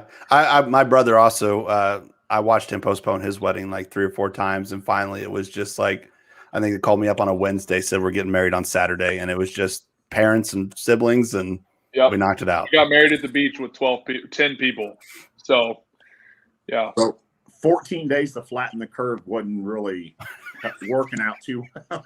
I think we're on about day 4 right now. So, yeah. So I've only just got 4 questions. I don't know if the other guys do, but you recently went on a trip to the Holy Land. So yes. It was a that was bucket list right. trip. That was we flew home like. Sorry, finish your question, then I'll share. No, I was just seeing what other vacation or trip would be on your bucket list. But yeah, I'm glad you made it back. Yeah. Well, that was at the tail end of February. We left like the February, 28th or something, and came back like March 10th, and that was when COVID was starting to pick up, kind of outside of the U.S. a little bit. But it was pretty crazy to see. I mean, I vividly remember on our flight back from we had to fly through Istanbul. I was watching the news on the airplane, and the stock market was crashing, and I was just like, "This is not good." Mm-hmm. So, it sucked, and that it's terrible to all the people that have passed from COVID. It is certainly terrible, but yeah, I mean, it was going back to the trip. It was a great trip. My wife and I went. That was something that I've kind of always wanted to do, and the opportunity presented itself. So we definitely made the most of it. One of the crazy parts of going was, and the whole COVID thing was, our last 3 days we spent in Jerusalem, and Bethlehem, that was like 8 miles away, was completely locked down. Like the last day we were there, and I think that's kind of when it hit everybody. That was like, there was the day that we were leaving was the last day that they were allowing people to leave the country. Yeah. So to leave Israel. So we were kind of on one of the last flights out. Wow. And leading up like the last day or so, last 24, 48 hours, when we were kind of going, still touring the, stuff and seeing the sites and doing our study walks and stuff. There was a real possibility that we were just going to have to stay in a hotel room for like 2 weeks till they could get us back to the States. So it was pretty wild. Definitely a surreal experience to do that. But yeah, I mean, it was a great trip. All right. Trip. Yeah, no, I think that'd be a great trip. I have to wait for my kids to get a little older before I can start jet setting. All right. Again, thank you so much for coming on the show. I did see that with that whole Georgia voting law, you and Blake had talked about doing water for homeless veterans or veterans in general. Yeah. Is that still going on? Yeah, I think he is. I've got the Veterans One Stop charity up here of Western New York. They're I've worked with them for the past couple years. I did my cleats for them last year or 2 years ago, and then worked with a brewery up here to do some donations as well. So we're putting some stuff together, and I think on Blake's end it should be coming through soon. So we'll definitely keep everybody posted on the Twitter sphere. Well, if you shoot me a DM or if I see it posted, Up the Gut would like to donate 50 to whatever you're doing. So sweet, we appreciate it. So let me know, and let Blake know that he is welcome on the show at any time too. We'll just get this long snapper thing going. Excellent. I'll give him a heads up. Anyway, but thanks so much for being on the show, and congratulations on the baby. I hope that you guys. You said it's within like a week or so. So yeah, we're coming up. Tomorrow's 38 weeks. So yeah, we'll see. Well, fingers congratulations. I had 4 of them, and I just gave up on sleep a long time ago. So now, real quick, take off. What is you and your brother's podcast going to be called? That's a secret. How can I subscribe if I don't know the title? We'll find it. Secret. We think we have there's a front runner and there's a close second. So I'll share the close second. It's somebody recommended Snap Crackle Pod. I like that one. So that's a good one. I think Blake likes that one, but our buddy, we have a mutual friend that does some photography and video stuff, and he came up with another name that I think is definitely the front runner. So that's probably what we're going with, and you just have to keep your eyes peeled. Yeah, no, it took us forever to figure out the name for this because all I did was keep researching, trying to find a football podcast that didn't already have a name I thought of. That took a good minute. What about Snapping to Success? That was a great one. All right. We're not really sure what we're gonna intersect football stories with. My brother's got an MBA in the business. So the business side of things is certainly, we'll definitely do some stuff with that. But we're trying to figure out where what exactly our intersect is going to be topic wise. So I enjoy some long form podcasting. I'm not really sure if that's, the route that we're going to go, or whether it'll just be, like a 30-minute once a week or something like that. So we're not entirely sure yet, but we're both really excited to kind of get it up and going. We know we've had some great feedback as far as people that we know are going to listen to it. So we're excited. I definitely look forward to it. I'm assuming Matt does too. Because do like this is fun, so it's awesome to see people get into it. Yeah, I mean, literally, Matt and I just talk football all the time, so we said, well, let's do this online. And usually we try to keep it around an hour, but during the season, we've gone 2.5 hours. So it's not hard when you get people talking football or you talk something you like. So definitely. Anyway, so again, thanks for being on the show. Chris wants to get a beer with you. Whenever you come to Kansas City, though. Where's Chris? He's Springfield. He's in Missouri. All right. Tell him to shoot me a message. I'll see if I can send him some. But whenever you come to Kansas City, because you are coming to Kansas City, we'll have to get together. I don't know if you like bourbon or not, but I've got quite the bourbon collection. I see that. Oh my! That's just the open stuff. You even got a little spinner there. Yeah, that's the sponsor. That's pretty fancy. Pacific Island spinner, yes. Nice. Put the sponsorship up there, but thanks so much for being on the show. I look forward to another successful season. I've already picked you guys to win the Super Bowl. I picked you guys AFC champs last year. I expect it again. So thanks for coming on, and have yourself a great night. Excellent. Appreciate you guys. Thanks. Thank you. Take it easy. That was awesome. It was. Well, I mean, did Ogre have to dip?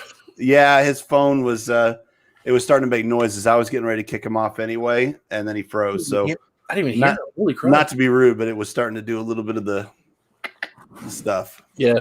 I was trying to look at more stuff about that old lineman challenge. All I found is one video from the 1998 Lineman All-Star Challenge. There's no website explaining what it used to be. It's all talking about like stuff that they do now, but it's not even NFL related. Bye, Chris. Chris said bye. Bye, Chris. I don't remember the lineman challenge, to be honest. I do, yeah, because they had different events. The only one I really remember was the weightlifting one because who was that lineman that used to play for Minnesota? Always had John Randall. John Randall for like 4 years in a row always came in second. And I think 98 was the year he lost to Warren Sapp. Well, man, that's just again, Reid. Oh, Chris was saying bye to Reid. He's already gone, Chris. Well, fine, Chris. Be that way. Yeah, fine. No, you stay here. You stay here for a while. Anyway, Reid being the long snapper, they tend to be a little less lineman and a little more athlete, I think, I thought you were about to say a little less lineman, a little more action. I'm like, that doesn't make sense. Yeah, I never even asked him the 69 question. I feel kind of bad now. That was probably one of my best. But I just hope this leads to us having more NFL people show up. I don't care who they are. No, I mean I do. I'd rather have all Bills players all the time. But no, I understand that we have people that watch. I actually may possibly have a line at Travis Kelce. Possibly. Dude, that'd be killer. So the we'll number see. 2 tight end in all of football? The number 1 tight end in all of football. You say stuff like that, he won't come on the show, Matt. I think he'll still show up. I think he would like to debate that. I think that would easily open up an avenue conversation. You know, I don't know. I actually kind of want to get Lamar on here. Lamar Jackson. Just so you can be mean to him for 20 minutes? No, that's the thing. Like, I don't want to seem like I'm coming off me because what did I rank him in our QB list? He was, what, you didn't 12? put him on there. In our QB list, he was like number 12. I had him pretty high. Right. I forgot that wasn't a top 10 list. That was all 32. Yeah, that was all 32. He wasn't top 10.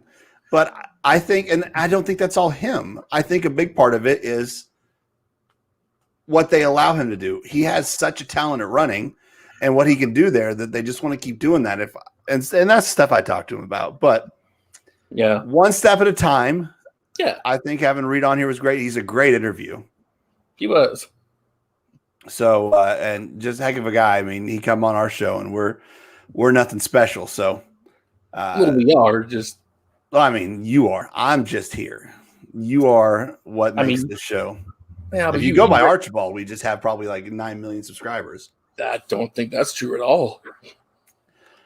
Oh, how did you hire Aaron Sachs and Associates? I didn't. I don't get that. I don't know who that is. Aaron Sachs and Associates, I think, is at a Joplin. They're a local, like Southwest Missouri law firm. I used to watch his commercials all the time. You know when they popped up the local ones. Yeah, but I don't get the comment. Yeah, they're attorneys. Yeah, Chris would have to explain. I would love to hire Aaron Sachs Associates. I don't know that we need them yet, but we may. I mean, I say a lot of stuff. Yeah, our first NFL guest. That was an experience, and it was a Buffalo Bill. I mean, it makes sense considering I got him to Yeah, and I don't mind that. I don't hate the Bills at all. No, and it just goes to show. I mean, humble guy, nice guy. You know, comes on here, talks to us for 45 minutes, just about. Yeah, and he has a pregnant wife at home. That is awesome. So, if you weren't a Bills fan before, I'm sure you are now. I hope, or at least a Reid Ferguson fan. Yeah, well, I mean, everybody's a Reid Ferguson fan, but I hope that maybe we provided a good enough interview that maybe he'll be like, man, there's some good questions coming on here with these guys that up the gut. You crushed it. I think I dropped the bomb. Like, you remember the lineman challenge? He's like, hey, no. I'm like, fuck, I'm old. Well, we got a couple of you are old, but we got a couple of nice questions out of him. So, and you get nice questions whenever it's something usually they don't expect, and that's what I wanted. I don't want this to be the same old interview. You know, it won't always be the 3-on-1 type of thing because that gets a little confusing and it can carry on. But it is, you know, I don't know. I would good. I would say this: learning that he loves cheeseburgers. I would love to eat a cheeseburger with him one day. I was going to ask him what his go-to Chick-fil-A menu item is, but we all know it's the waffle fries and the nuggets. Everybody loves those. Yeah. And I was a little surprised because he is known for being a big Office fan, The Office, American version, and he went with Breaking Bad as his favorite show. Well, you could be a big fan of one show, but I mean, you could love more than one show. There's a YouTube video of him going against Josh Allen in the Office trivia. Like, I love Parks and Rec, but it's not my favorite show. Oh, I do not love Parks and Rec. I watched that entire thing. That wasn't my deal. I like The Office, which I didn't think I would, but I do. Basically the same show. Just I mean, Chris Pratt had some moments, but overall, I couldn't get into it. I mostly watched it for Ron Swanson. Ron Swanson's all right too, but he's just not. But no. Okay, I got you now. I don't watch enough of I don't live in the area anymore. No, I don't have Travis yet. I don't have him yet. I just might possibly have a route into him. That sounded wrong. A route to getting him on the show. Yeah, just don't hold your breath. I mean, yeah. I don't know what'll come. I didn't expect to have Reid and to have him on here. You know, actually, if I was to be brutally honest with you, I would expect to have Blake next. That'd be awesome. And I think that would be a great interview. Mm-hmm. So, Matt, I don't want to carry this on because we're just short of 2 hours. Yeah. But again, it was a special day. Appreciate you taking your time to do this with me, as always. I think. Well, for sure. This is our baby. I'll stay here for 5 hours if I have to one day. Next week, hopefully, if the mail goes right, this Sunday we'll have Ma. If the mail goes right, next Wednesday for Up the Gut, we will do a first-round mock draft while wearing a Jennifer Kimmel, Mary Kay charcoal mask. Yeah. And I did get the Moss shaker too, by the way. I went ahead and bought that so I could look cool like you. Nice. Well, my Macho Man shaker is not from Ma, actually. Well, I just don't have a shaker cup. Actually, I have a Ryback shaker cup. But anyway, it's Ryback. Really big. There's a name I haven't heard in a while.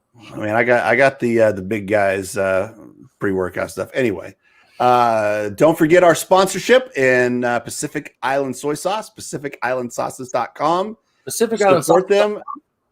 Remember, reduced sodium, less than soy sauce light, and it has twice the taste. I'm just going to say that. I don't know if I can, but I am. Aaron Sachs, you may have to protect me now.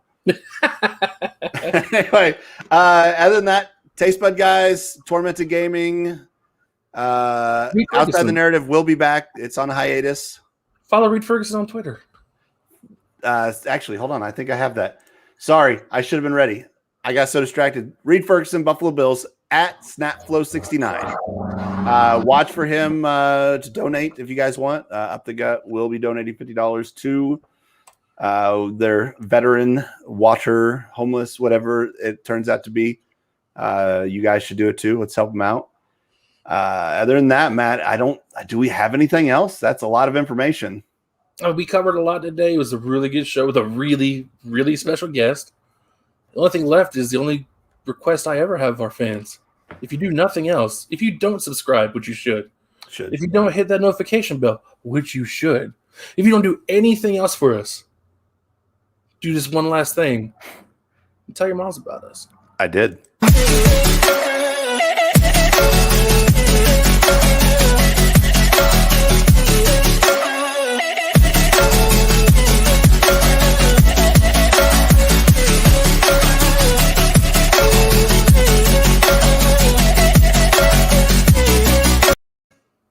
Oh no, I did it again.